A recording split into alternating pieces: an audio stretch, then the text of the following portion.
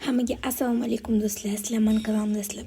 Bugun biz sizlar bilan birgalikda juda ham qiziqarli videolarimiz. Bu videoda men sizlarga salat taxlaganimni ko'rsatib bermoqchiman. Birinchi bo'lib kolbasalarni kesib oldik va nima uchun ko'p video chiqarmadim? Buni sabablari bor. Kasal bo'lib qoldim. Qo'limdan ham ko'rsanglar bo'ladi. Suv chechak bo'ldim. Qo'lim zelonka bo'lib yotibdi. Hali ham qo'limdagi sizlarga uncha ko'rinmagan. Keyin esa meni umuman vaqtim bo'lmadi video olishga, shu uchun ham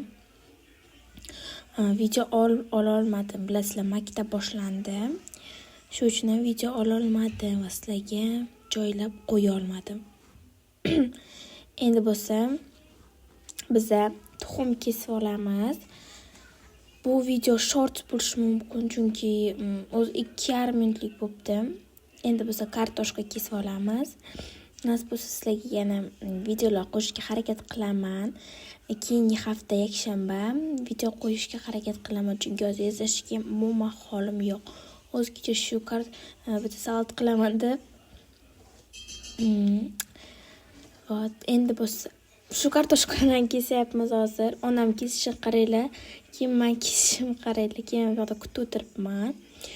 Onam menga anochan ochib beryapti. Yashil garohni ochib beryapti. Nima deysizlar? Garoh deysizlarmi? Ish qilib keyin so'ng to'qishga ketdim. Ikkinchisini o'zim ochaman deb harakat qildim, lekin ocha olmadim. Keyin yana onam ochib berdi. Endi bo'lsa sabzi men to'g'raganim yo'q, onam to'g'rab berdi. Chunki sabzi issiq edi, endigina chiqqandi. Kartoshka bilan tuxumni baroqroq pishgan sababli sabzi esa kechroq pishdi. Qaynadi shu. Pishdimas, qaynadi. Endi bo'lsa garohlarni sovolaman men. Ikkita oldik. Ko'p qilganimiz uchun ikkita oldik. Ikkitasini ham sovoldim.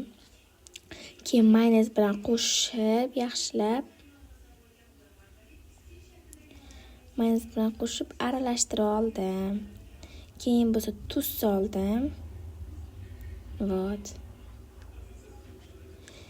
Endi bo'lsa sizlarga ko'rsataman. Qaranglar, qanaqa chiroyli chiqdi. Albatta sizlar ham uylaringizda qilib ko'ringlar.